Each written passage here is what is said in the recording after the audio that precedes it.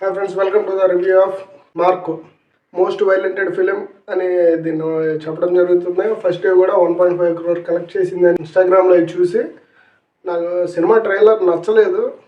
అయినా సరే 1.5 crore collect చేసింది అనేటప్పటికీ ఓరి అమ్మ ఏంటి ఈ సినిమా ఇంత జనాల్ని రీచ్ అవడం ఏంటి, మనల్ని ఎందుకు రీచ్ కాలేకపోయింది అంటే డైరెక్ట్గా మనకి షోకి రీచ్ అయింది కానీ మన మైండ్కి రీచ్ అవ్వలేదు. మనసు నచ్చలేదు, ట్రైలర్ నచ్చలేదు, అందుకే సినిమా చూడకపోవడం జరిగింది.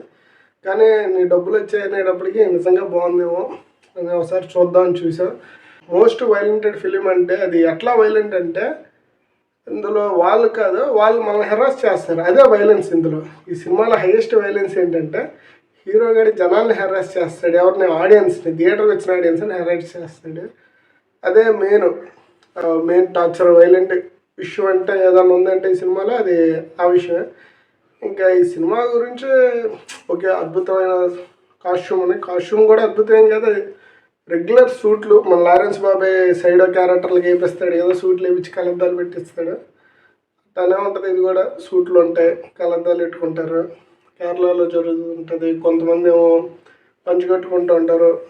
అంటే కొంతమంది హీరో టీము విలన్స్ టీం అంతా సూట్లోనే ఉంటారు. అసలు అంతా అన్ని సూట్లు వేసుకొని అంత తిరుగుతా అంతా రిచ్ ఫేవర్ చూపిస్తూ ఉంటారు. ఫైట్ వచ్చేటప్పటికి చేత్తో కొట్టుకుంటూ ఉంటారు. వాళ్ళు ఎస్టాబ్లిష్ చేసేదేమో ఊహకందనంత రేంజ్లో ఎస్టాబ్లిష్ చేసి, ఇప్పుడు మనకి పోస్టర్స్ రిలీజ్ చేసిన దాంట్లో కూడా ఒక పోస్టర్లో ఆడ గన్స్తో పోస్టర్స్ రిలీజ్ చేశారు. కానీ సినిమాలో పోస్టర్స్ ఉండవు, ఎందుకంటే ఒక ఫైట్ సాగదీయాలి. ఇప్పుడు ఆడి దగ్గర ఒక చాలా చిన్న లైన్ ఉంటుంది. రీసెంట్గా ఇలాంటి సినిమాలు చాలా వస్తున్నాయి. అందులో ఒకటి కిల్ అని హిందీలో వచ్చింది, పెద్ద హిట్, ఐడియా ఉండే ఉంటుంది కిల్ సినిమా. అలాంటి ప్యాటర్నే జాన్ విక్ అనేది మైండ్లో రిజిస్టర్ చేసుకొని ఇప్పుడు జాన్ విక్ని కాపీ చేయాలి అని కాదు, ఇప్పుడు అది తీసుకొని మన నేటివిటీకి తగ్గట్టు చేయాలి. కానీ వీళ్ళు ఏం చేశారంటే అక్కడ ఉన్న సూట్లు తీసుకున్నారు, అందులో కత్తి కూడా తెచ్చారు. ఫర్ ఎగ్జాంపుల్ మా ఇంట్రడక్షన్లో సీన్ ఉంటుందా, చిన్నపిల్లలతో హీరో ఇంట్రడక్షన్ చెప్తా అతనికి ఒక స్వాడ్ ఉంది అని ఒక బిల్డప్ ఇస్తారు. ఇంక మళ్ళీ ఆ స్వాడ్ని చూపిస్తారు కూడా, ఆ స్వాడ్ చూపిస్తారు, దాని మీద ఒక పవర్ పెట్టి దానికి ఒక బిల్డప్ షాట్ ఇస్తారు. హీరో ఆ కత్తి పట్టుకోడు, సినిమా అయ్యేదాకా కూడా హీరో కత్తి పట్టుకోడు. చూపించాక అలాగే అనిపించింది, వారే మళ్ళీ కత్తి పట్టుకుంటే జాన్విక్ అయిపోద్ది, కత్తి వద్దు అని అనుకుని ఉంటారు. చూపిడు. ఇంక ఈ సినిమా విషయానికి వస్తే అదేంటంటే ఫస్ట్ ఆఫ్ ఆల్ ఒక విలనిజం చూపించాలి అనుకున్నప్పుడు దాన్ని ఎగ్జిక్యూట్ చేసేటప్పుడు ఒక టాప్ నాచ్కి వెళ్ళిపోతారు వాళ్ళు. మిడిల్ క్లాస్ హ్యూమన్ బీయింగ్ ఉన్నట్టుండే సిచ్యువేషన్ వల్ల వైలెంట్గా మరి ఫైట్ చేసి ఒక అచీవ్ చేసేటప్పుడు వాడి స్ట్రగ్లింగ్ స్టైల్ వేరు. వీళ్ళు ఆల్రెడీ అచీవర్స్, ఏది వాళ్ళ ప్లేస్లో వాళ్ళ పనుల్లో ఆల్రెడీ వీళ్ళు చాలా చాలా పెద్ద పనులు చేసేవాళ్ళు, చాలా పెద్ద గ్యాంగ్స్టర్స్ లాగా ఎగ్జిక్యూట్ చేసినప్పుడు వాళ్ళు కొట్టుకోవడం, ఒక కేసు గురించి దాని ఇన్వెస్టిగేషన్ కోసం ఫీల్డ్లోకి దిగి ఎతకటం, ఇవి నచ్చవు. అట్ ద సేమ్ టైం ఏంటంటే ఇక్కడ ఒక రివెంజ్ డ్రామా, ఇది ఒక సమ్ ఆఫ్ పర్సన్ చనిపోతే ఆ పర్సన్ మీద రివెంజ్ తీర్చుకోవడం కోసం చేసేది. కానీ ఇక్కడ అది ఎట్లా ఉంటుందంటే కళ్ళకి కనిపిస్తూ ఉంటుంది. ఒక కాజ్ ఆఫ్ డెత్, రెండో కాజ్ ఆఫ్ డెత్కి సబ్ న్యాచురల్గా ఉంది. ఎవడ సినిమా ఆడి ప్లేస్లో అంటే వాడు చూపించేస్తున్నాడు అందువల్లే మనకు తెలిసింది అని కాకుండా అది చూపించకపోయినా చూసేవాడికి అది అర్థమైపోద్ది. ఎందుకంటే అక్కడ ఒక క్యారెక్టర్ ఉంటుంది, బ్లైండ్ క్యారెక్టర్కి కనపడదు. అదే ప్లేస్లో బ్లైండ్ క్యారెక్టర్ పసిగట్టిద్ది వీళ్ళని. కళ్ళు ఉండి సినిమా చూస్తున్నాం మన ఎందుకు కనిపెట్టాం. అయినా సరే ఆడు ఎందుకు హెరాస్ చేసుకుంటూ 2 గంటల పాటు తీసుకెళ్ళాడు. ఫైట్ సీక్వెన్స్ కొన్ని చోట్ల ఒకటి చేద్దాము అని అనుకున్నారు, చేస్తున్నారు, సూట్లు వేసారు, అంతా బాగుంది, చేసేయాలి, ఆపుతారు, డబ్బులు అయిపోతాయేమో అని ఆపేసి చిన్నపాటు గ్రౌండ్లో ఫైట్లు. పాప ఫైట్ మాస్టర్ సార్ మీరు చెప్పిన దానికి ఇక్కడ చేస్తే బాగోదేమో అని అడిగి ఉంటాడేమో అని అనుకున్నాను. ఎందుకంటే ఆడు ఫైట్లు అద్భుతంగా కంపోజ్ చేశాడు, కానీ ఆ సిచ్యువేషన్కి ఆ ఫైట్కి సంబంధం ఉండదు. అంటే ఆయన మనసులో ఉన్నది ఆయన చేశాడు. ఫర్ ఎగ్జాంపుల్ ఎగ్జాంపుల్ అంటే ఇప్పుడు మనకి ఇప్పుడు ఓల్డ్ సినిమా ఒకటి వచ్చింది మన కళ్యాణ్ రామ్ది. విలనిజం చూపించాలంటే కళ్యాణ్ రామ్ది అతను ఒక్కడే అనే సినిమా ఉంటుంది.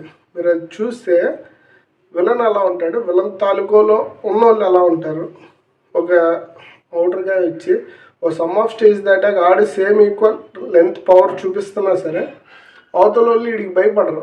ఎందుకంటే విలన్ ప్లేస్మెంట్కి వెళ్ళిపోయిన తర్వాత ఎవరు భయపడ్డాం ఎదుటివాడికి. ఆ ప్లేస్ ఆ స్ట్రక్చర్ అలా ఉంటుంది, వాళ్ళు ఎదుటి వాళ్ళని లెక్క చేయరు. కానీ ఈడు విలన్ అనేసి ఈడికి భయపడతా ఉంటాం. అలా భయపడతా ఉన్నారు కదా అని కొడదానికి రాకుండా ఉంటాం, కొట్టకుండా రాకుండా ఉండకుండా మళ్ళీ కొడతాం. అసలు ఏమని చెప్తాం. ఇది అంటే ఈ సినిమాని ఎక్కువసేపు హెరాస్ చేసింది, నాకు కొంచెం మెంటల్ హెరాస్ చేసింది, దాన్ని దొబ్బాలి అని కాదు. ఏంట్రా అంటే బ్యాడ్ ప్రోడక్ట్, బెస్ట్ మార్కెటింగ్, డబ్బు వచ్చేసింది, రెస్పెక్ట్ రాదు. ఇలాంటి సినిమా డబ్బు రావచ్చు కానీ నెక్స్ట్ టైం ఇలాంటిది ఇంకోటి వస్తే అటెండ్ అవ్వరు. For example Arjun Reddy cinema వచ్చింది, ఆడింది, అందులో ఉన్న సోలు వదిలేసి ఆ ముద్దు సీన్లకి ఆడిందేమో, ఆ బూతులకి ఆడిందేమో అని అదే ప్యాటర్న్లో మళ్ళీ ఇంకోటి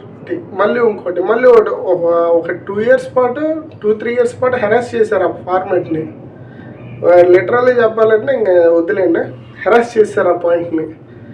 అది చివరికి ఏమైపోయింది, డిస్మాంటిల్ అయిపోయింది. ఇప్పుడు ఆ లైన్లోకి ఎవడూ వెళ్ళట్లేదు. కేజీఎఫ్ వచ్చింది, కేజీఎఫ్ చూశారు, ఎమ్మంటే కేజీఎఫ్ లాగా బిల్డప్ ఇవ్వడం, ఆడెవడో చెప్పడం, ఆడెవడో బిల్డప్ ఇవ్వడం.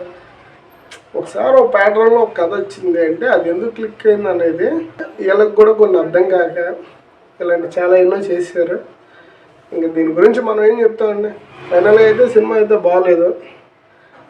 బాగాలేదంటే అంత ఎగ్జిక్యూట్ చేసి అంత బయట పెద్ద రిలీజ్ చేసి మరీ వరుణ్ తేజ్ బాబాయ్ లాగా 6 pack కోసం ఒక 1 year 2 years వేస్ట్ చేసి అయితే చేయలేదు. హీరో మంచి బాడీ ఉన్న ముందే, సో టైం వేస్ట్ ఏం లేదు ఆ అబ్బాయికి కూడా. కానీ అతను కొంచెం బాగా తెస్తాడనే నమ్మకం ఉంది, అది ఇప్పుడు పోయింది. ఫ్యూచర్లో మంచి సినిమా రావాలని కోరుకుందాం. ఇంకా ఫైనల్గా మార్కో గురించి ఏం చెప్తాం, మారాలి అయ్యా, సినిమా మారాలి. ఇట్లా వరస్ట్ ప్రోడక్ట్ని బెస్ట్ సేల్స్ చేసేసి మార్కెటింగ్ చెప్పేసి అమ్మేసి థియేటర్ జనాలు తెప్పిస్తే ఆడు ఇంకోసారి రాడు, అది ఫిక్స్. అది ఓకే, ఇంక మీద అన్న మంచిది రావాలని కోరుకుంటా. Thank you. ఈ రివ్యూ మీకు నచ్చిందని అనుకుంటున్నాను. ఎందుకంటే సినిమా నాకు నచ్చలేదు కాబట్టి, నాకు నచ్చింది మీకు నచ్చదు కాబట్టి, నచ్చలేదు అన్న విషయాన్ని చెప్పడం వల్ల మీకు నచ్చిద్ది అనుకుంటున్నాను. Thank you very much. Meet you. ఇంకా మనకి రేటింగ్ అలాంటి ఇవ్వాలి అని ఉన్నా, సినిమా నచ్చలేదు ఎంతో తక్కువ లీస్ట్గా నేను చెప్తా ఉన్నా కొన్ని నెంబర్లు నచ్చవు కాబట్టి ఈ సినిమాకి రేటింగ్ వద్దులేండి, పోనండి. ఈ సినిమాని చూసేవాడు చూస్తాడు.